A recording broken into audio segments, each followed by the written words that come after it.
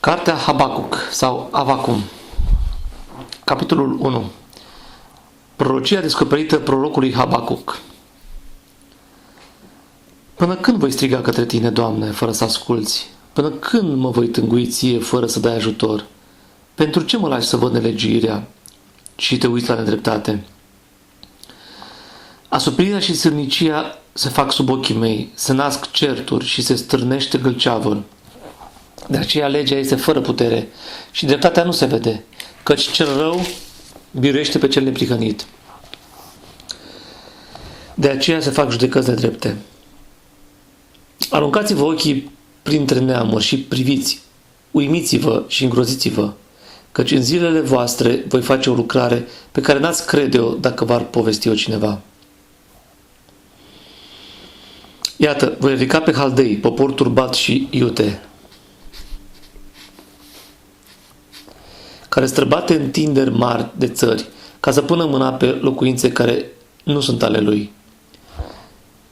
El este grozav și înfricoșat. Numai din el însuși își este dreptul și mărirea lui. Caii lui sunt mai iuți decât leoparzii, mai sprinte decât lupii de seară, și călăreții lui înaintează în galop de departe. Zboară ca vulturul care se repede asupra prăzii. Tot poporul acesta vine numai ca să jefuiască. Privirile lui lacume caută înainte și strânge prinși de război ca nisipul. Își bate joc de împărați și voievozii sunt o nimica pentru el. Râde de toate întăriturile, căci grămădește pământ și le ia. Apoi aprinderea îi se îndoiește, întrece măsura și se face vinovat, căci puterea lui o ia ca Dumnezeu al lui. Doamne, nu ești Tu din veșnicie, Dumnezeul meu, Sfântul meu? Nu vom muri. Doamne, Tu ai ridicat pe poporul acesta ca să-ți împlinești judecățile Tale. Tu, stânca mea, le-ai ridicat ca să dai prin el pedepsele Tale. Ochii Tăi sunt așa de curați că nu pot să vadă răul și nu pot să privești nelegiuirea. Cum ai putea privi Tu pe cei mișei și să taci când cel rău mănâncă pe cel mai neprihănit decât el? Vei face Tu omului ca peștilor mării, ca târătoarei care n-are stăpân. El îi scoate pe toți cu undița, îi trage în mreaja sa, îi strânge în năvodul său, de aceea se bucură și se veselește. De aceea aduce jertfe mrejei sale, aduce tămâie năvodului său, căci lor le datorește partea lui cea grasă și bucatele lui gustoase. Pentru aceasta își va goli el într-una mreaja și va înjunghia fără milă pe neamuri? Habacuc 2. M-am dus la locul meu de strajă și stam pe turn ca să veghez și să văd ce are să-mi spună Domnul și ce va răspunde la plângerea mea. Domnul mi-a răspuns și a zis: scrie prorocia și sapă pe table, ca să se poată citi ușor, căci este o prorocie a cărei vreme este hotărâtă, se apropie de împlinire și nu va minți. Dacă zăbovește, așteaptă-o, căci va veni și se va împlini negreșit. Iată, i s-a îngânfat sufletul, nu este fără prihană în el, dar cel neprihănit va trăi prin credința lui. Ca și cel beat și semeț, cel mândru nu stă liniștit, ci își lărgește gura ca locuința morților. Este năsățios ca moartea, așa că pe toate neamurile vrea să le strângă la el și toate popoarele le trage la el. Nu va fi el de batjocura tuturor acestora, de râs și de pomină? Se va zice: vai de cel ce adună ce nu este al lui, până când se va împovăra cu datorii? Nu se vor ridica deodată cei ce te-au împrumutat? Nu se vor trezi asupitorii tăi și vei ajunge prada lor? Fiindcă ai jefuit multe neamuri, toată rămășița popoarelor te va jefui, din pricina vărsării sângelui oamenilor, din pricina sărniciilor făcute în țară împotriva cetății și împotriva tuturor locuitorilor ei.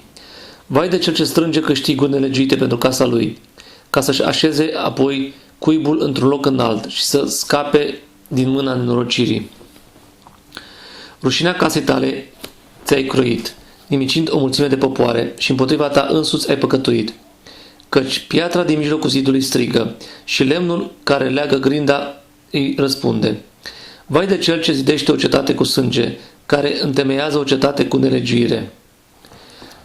Iată, când Domnul oștilor a hotărât lucrul acesta, popoarele se ostenesc pentru foc și neamurile se trudesc degeaba, căci pământul va fi plin de cunoștința slavei Domnului, ca fundul mării de apele care îl acoperă.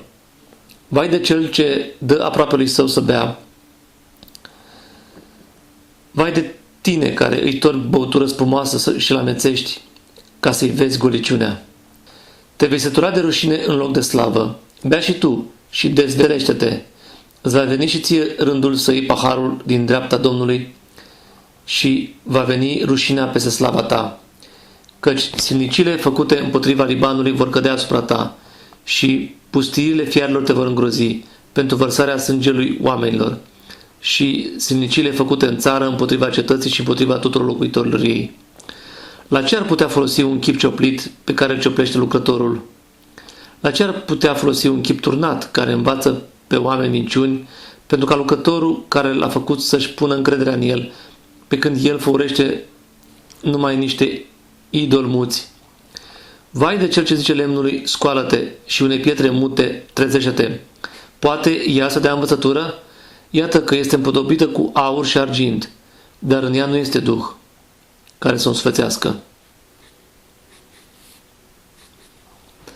Domnul însă este în templul lui cel sfânt. Tot pământul să tacă înaintea lui. Habacuc 3. Rugăciunea prorocului Habacuc, de cântat în felul cântecelor de jale. Când am auzit, Doamne, ce ai vestit, m-am îngrozit. Însuflețește-ți lucrarea în cursul anilor, Doamne. Fă-te cunoscut în trecerea anilor, dar în mânia ta adu-ți aminte de îndurările tale. Dumnezeu vine din Teman și cel sfânt vine din muntele Paran. Măreția lui acopere cerurile și slava lui umple pământul. Strălucirea lui este ca lumina soarelui. Din mâna lui pornesc raze și acolo este ascunsă tăria lui. Înaintea lui merge ciuma și molima calcă pe urmele lui. Se oprește și măsoară pământul cu ochiul. Privește și face pe neamuri să tremure. Munții cei veșnici se sfarmă, dealurile cele vechi se pleacă. El umblă pe cărări veșnice. Văd corturile Etiopiei pline de groază și se cutremură colibele din țara Madianului. S-a mâniat oare Domnul pe râuri? Împotriva râurilor se aprinde mânia ta? Sau împotriva mării se varsă urgia ta de-ai încălecat pe caii tăi și te-ai suit în carul tău de biruință? Arcul tău este dezvelit. Blestemele sunt săgețele cuvântului tău. Tu despici pământul ca să dai drumul râurilor. La vederea ta se cutremură munții. Se nepustesc râuri de apă. Adâncul își ridică glasul și își înalță valurile în sus. Soarele și luna se opresc în locuința lor, de lumina săgeților tale care pornesc, de strălucirea suliții tale care dulcește. Tu cutreieri pământul în urgia ta, zdrobești neamurile în mânia ta. Ești ca să-i izbăvești pe poporul tău, să-i izbăvești pe unsul tău. Sfără-mi acoperișul casei celui rău, o nimicești din temelii până în vârf. Străpungi cu săgețile tale capul căpetenilor lui, care se năpustesc peste mine ca furtuna, să mă pună pe fugă, scoțând strigăte de bucurie, ca și cum ar fi mâncat pe cel nenorocit în culcuși. Cu caii tăi mergi pe mare, pe spuma apelor mari. Când am auzit lucrul acesta, mi s-a cutremurat trupul. La vestea aceasta mi se înfioară buzele. Îmi intră putrezirea în oase și îmi tremură genunchii. Căci aș putea oare aștepta în tăcere ziua necazului, ziua când asupritorul va merge împotriva poporului?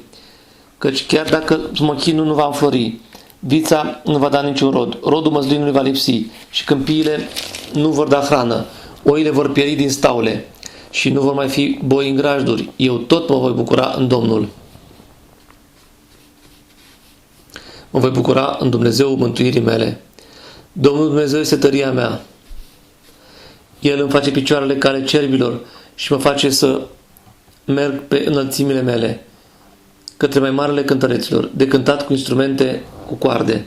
Aici se încheie cartea Habacuc.